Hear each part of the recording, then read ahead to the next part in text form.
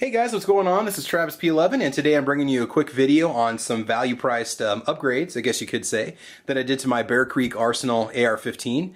The one thing I did swap out on this from the last range video that I did was I put a Magpul M-Bus rear sight on it. Nothing wrong with the NC Star rear sight that I had. You know, that was like 15 bucks, I think, on Amazon. That was actually, this gun was actually the third AR that I put that rear sight on, and it worked fine. I love the Magpul stuff. I wanted something a little bit sleeker, so I went ahead and just spent the money and bought that. But if I wanted to really keep it budget priced, I could have just left on that flip up rear sight that I had. Also, a problem that I had was that my top rail ran the entire length of the top receiver, so I couldn't put a backup sight on the rail. Let's get that in focus for you there. So I was using this before because I had it sitting around. I think I paid about 15 bucks for it. It's great if you want to mount something a little more full size on it. But what I went ahead and did for optics, I guess you could say, was to buy a $15 Bushnell red dot sight. I bought it on Wish.com, and all you do is get yourself a Wish.com account. In the search box, you type in 1x40. And when you type that in and do a search, it's going to bring up all the red dot sights that they have. I mean, they even have Trijicon. Now, granted, you're buying straight from China, so I don't know if this is a legit Bushnell sight or not. It does say Bushnell on the other side of it. A lot of people say, yeah, it looks just like the one that I bought that was the Bushnell model, but these might be made by the same factory, just not officially sold through Bushnell. Either way, it doesn't matter. Held zero for the first 200 rounds that I ran through it out at the range 2 weekends ago. And also I went ahead and got myself a little 3-inch riser, and that was the reason why I'm not using this rail, okay, is because I wanted to be able to put the iron sight on it. So I got a little 3-inch long rail with a 1-inch riser on it so that my dot sight could clear the front mounted A2 front iron sight, I guess you could say. And so now it's a nice setup. It does clear the front sight. That rail is a little bit lighter than the one that I had on there before. Again, the rail was 10 bucks. The scope was only 15 bucks from Wish.com. Paid 5 bucks for shipping. So I've got, 30 bucks in the optics setup. Now, granted, the rear sight was $55. I paid full price for it. Honestly, guys, if you go on Amazon, there's a lot of competition that Magpul is going to start seeing here soon for these iron sights, your flip-up rear sights. There's like 4 or 5 that I saw that looked pretty comparable to Magpul. Not knockoffs of Magpul. They're their own original design.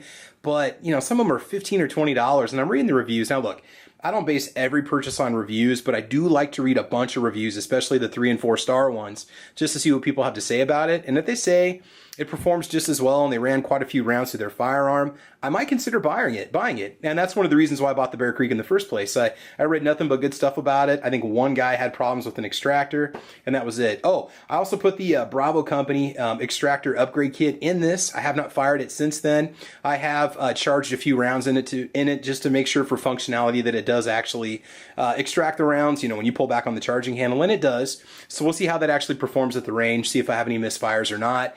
Another little budget upgrade I did was just a little 2-point sling. This is an Allen sling. I paid $4.92 for it at Walmart, and you know what? It functions just fine. I mean, it's nothing real heavy duty, but for just a backup SHTF rifle, this thing is perfect. It's exactly how I want it to be. You know, I've got the iron sights if I need them. I've got the inexpensive dot sight. I might down the road spend a little bit of money and get a Vortex Strike Fire 2. I have one of those on my civilian force arm Xena AR, and that thing is great. I love it. And so I might consider picking up one of those, but when I got into this, I wanted to spend as little money as possible. Only problems I had with it, very minor, with the Tapco magazine in it, whether it was brass or steel. When I would charge the handle and let go, it wouldn't necessarily pick up that first round. It did that 3 or 4 times total the whole time I was out at the range. Could have been the way I was charging it. Maybe I was letting go of the charge handle too soon. Maybe I needed to not, whatever. So anyway, when I put the Magpul PMags in, I didn't have that issue at all. Whether it was the 10-round PMag or the 30-round mag, no problems. So I'll keep the Tapco mag around, but it's not going to be my go-to mag that I'm going to leave in the gun. Again, as this gun is kept around for self-defense in the home. But otherwise, you know, if you want a solid rifle, you want something that feels durable and feels like it's going to hold up, try one of these Bear Creek Arsenal rifles. You know, I did pay 525 bucks delivered for it out of my own pocket. Nothing gets given to me on this channel, and it works fine. It's absolutely fine. I may upgrade the stock in the future, but for now, I'm perfectly happy with the basic ergonomics of this rifle. Oh yeah, and people have been asking about the RAS-47, if I was going to do any updates on it. I'm taking this out to the range one more time. Going to do my last range video on this one, and then I'll be taking the RAS back out. You know, the Raz, part of the problem with that is that there's so many, you know, torture test videos online for that gun that you can pretty much draw your own conclusions about it. Some guys are fans of it, some people are not. It's just kind of funny that my Raz 47 video is my most disliked video, yet it has some of the most views. It's kind of ironic. But anyway, you know, that gun has worked fine. I ran 240 rounds through it, no problems, no issues the first 240 rounds. We'll do another 200 rounds through it, see how it does, and at that point I'll have a headspace gauge, so I can check that and make sure it's not worn out. So there will be some more stuff coming on the Raz, guys. I know I don't know if there's a lot of new videos coming out on the Raz, but anyway, it's been fine so far, but I'm just focusing on the Bear Creek right now. I mainly wanted to get one before the election, so I'd have one. You know, at that price, it's really hard to say no.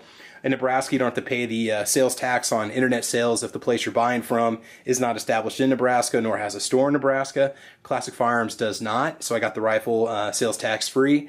Otherwise, that's about it, guys. If you like the channel, please like and subscribe. You can check me out over on gunchannels.com. It's the Ordinary Average Guy Gun Channel if you want to check the videos out and support them over there. It's a great place to go for just chatting about guns and watching podcasts and so on.